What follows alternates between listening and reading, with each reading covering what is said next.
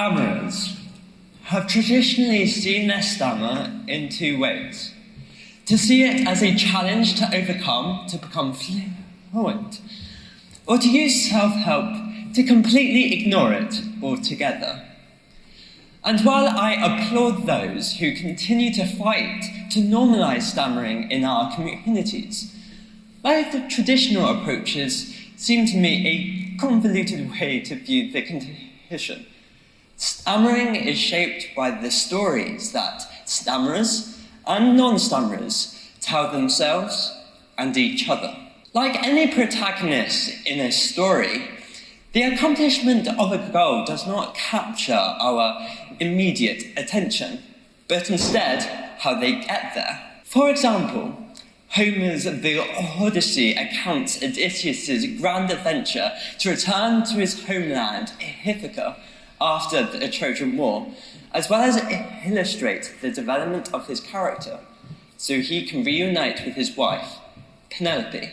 This mythical journey has been used by novelists and poets to suggest that what we believe is the ultimate point of our life might not encapsulate what life entails. C.P. Kafafi's poem, Ithaca, captures this essence to embrace all lived moments, including a stammer and any other obstacle, and make them our own. A stanza of the poem goes something like this. Keep Ithaca always in your mind. Arriving there is what you're destined for. But don't hurry the journey at all. Better if it lasts 4 years so you're old by the time you reach the island. Wealthy with all you've gained on the way, not expecting Ithaca to make you rich. For me, this stanza captures what we can learn from the good and the bad. And while I'm only 20, I realise that we should not be afraid or hesitant to accomplish what we want to do in our life, within reason, of course. And most of the time, it will go wrong. For example, my speech is like my dancing. Both intend to be good, but neither quite gets there.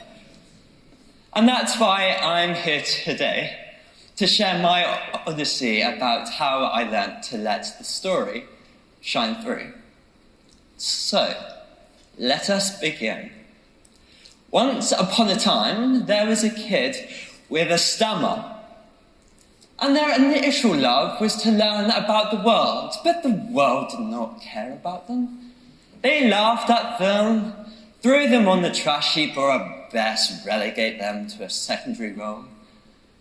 Out of fear, desperation, and shame, they tried to find a cure to fix this curse in order to be received like everyone else. However hard they tried, they just could not shake it off. Does this mini story sound cliche? It is. It has been told many times by stammerers, including myself, in personal settings, professional environments, and even here on the TED stage. But to break a cliche like the social taboo on stammering, we have to keep continuously telling that story until the listener realizes how absurd that cliche is. But don't get me wrong, stories and cliches are fundamental to our lived experiences. But we have to remember that they can bring us crashing down as well as lift us up. When I was a kid, my parents used to tell me wonderful stories just before I went to sleep that used to combine our daily holiday activities with fantasy elements. We used to tell stories of dwarfs and dragons that used to inhabit woodland glens and caves, that we had previously walked by on a country walk. It was a magical moment. This verbal act of storytelling brought us closer together as a family. But as I ventured through secondary school and the wider community, I contributed to fewer and fewer stories. I had reached the inevitable point in adolescence where I was more susceptible to the ideas of fitting in and being normal. I blame the cliché teen American films that I used to watch when I was a kid. The sort of films that used to categorize students into clear, distinctive groups. For example, geeks, nerds, losers, cool kids, cheerleaders, etc. And if we apply that same logic to stammering for when I was in secondary school, well, I could tell you that I would have been follower, mascot, and captain all rolled into one. However, these thoughts were not just a phase I was going through. They were embedded by the lack of exposure I had to stammering. You would have thought that with 3 million people here in the UK who stammer, you would have thought I would have heard something, seen something, or even just bumped into someone to remind myself that stammering is not abnormal. But no, like most stammerers, I started on a lone adventure. We are often jolted to a new way of thinking when necessity forces us to change. The moment for me happened after a secondary school play rehearsal of C.S. Lewis's A Lion, the Witch, and the Wardrobe. I had to fill in for another student who could not make it. I got so excited and thrilled that I could play a major character for this one rehearsal. And you know what?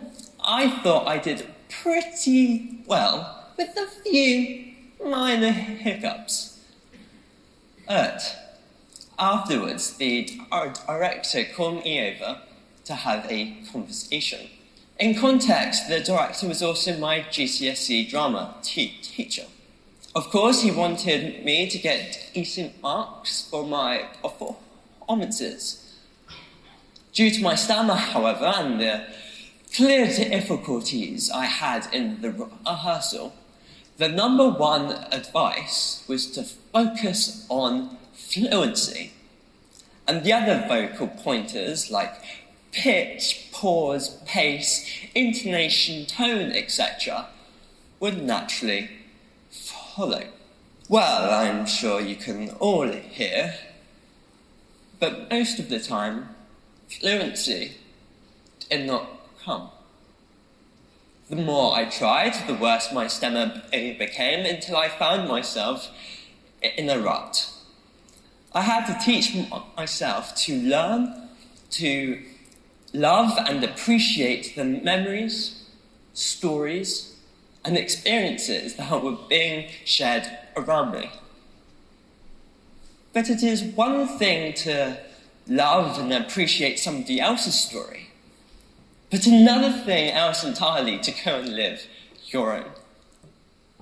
But it is a great thing that we all live our own grand adventures, even if we don't explicitly call them that.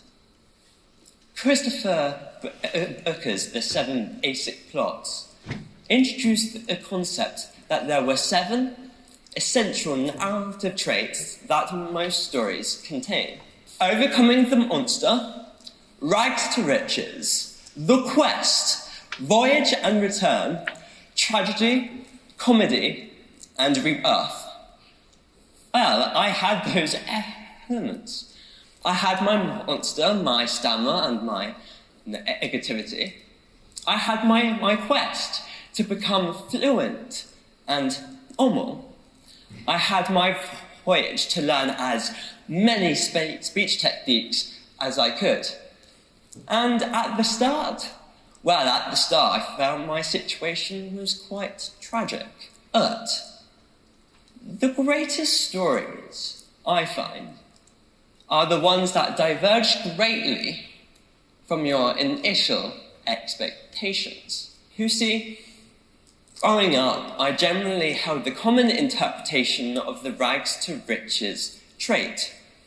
I generally believed a happy life, I had to transform myself from a stammerer and an introvert to a well-renowned, fluent speaker, extroverted, charismatic, etc. Sound a little ridiculous? It was. And it seems in our hustle culture, we seem to latch onto the stories that transform the ordinary into the extraordinary. So, the question may have arisen in your mind is why I changed strategy about my stammer. I must admit it has taken a long time and patience to accept and love my stammer. My first inclination, as I had changed and diverted from my original view, was that my purpose had changed. Every story ever told has a central message or theme that underpins everything else. And if it doesn't, well, it's a pretty rubbish story, as it has no solid ground to stand upon. But this is not simply a literary technique.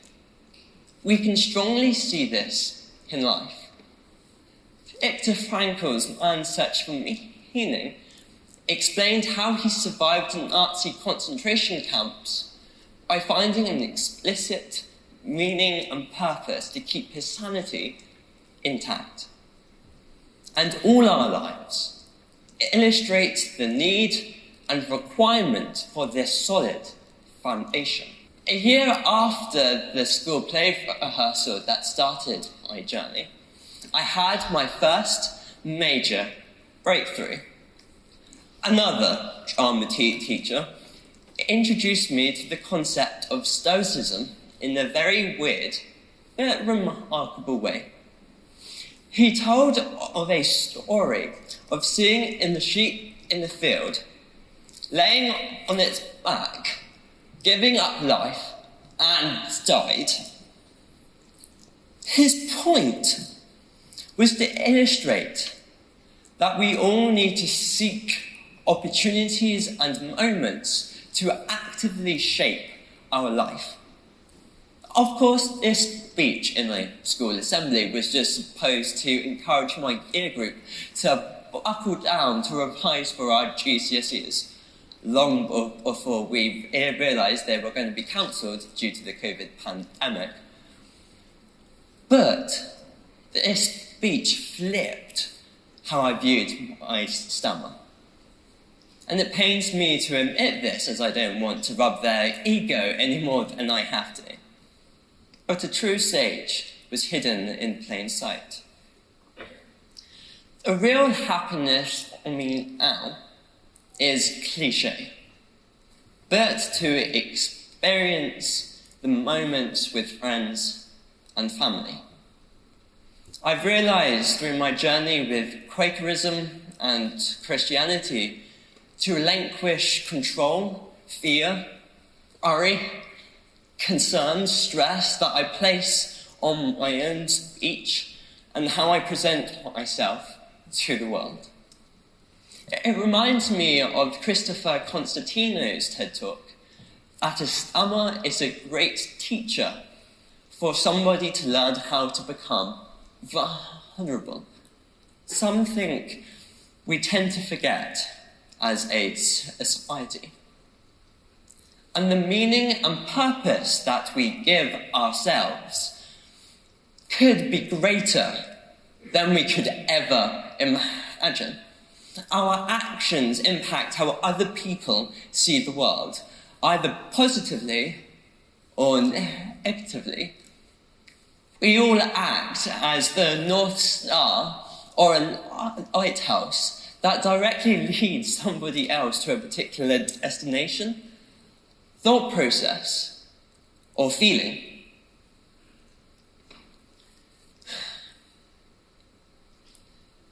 And it's this inspiration and this idea that encouraged me to write a few articles for the British Stammering Association, or Stammer.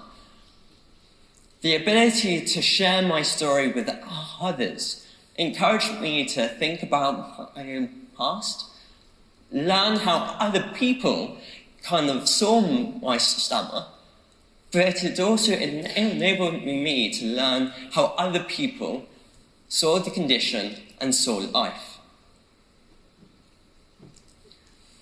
In short, it is when looking at life that the buzz and joy that all I've experienced comes flooding by. Maybe all I can say is that my story is just observing the smiles, the joys, the laughs that captures and what makes us human beings. Sometimes when I look out of the window, I still get the common phenomenon of missing out. Sometimes when I talk to friends and family, I still get frustrated that words don't flow comfortably out. However, I've realised that although I'm not the most animate or chattiest person you'll meet, a stammer is an actual reminder that we all have our strengths and our limitations that enrich all our lives. And I don't have a perfect voice, but it is glorious to realise that a speech impediment or any other obstacle does not deny us the gift of stories and their telling. And that's why I will return to C.P. Kafafi's poem, Ithaca. And if you find her poor, Ithaca won't have fooled you. Wise as you will have become, so full of experience, you will have understood by then what these Ithacas mean. Thank you.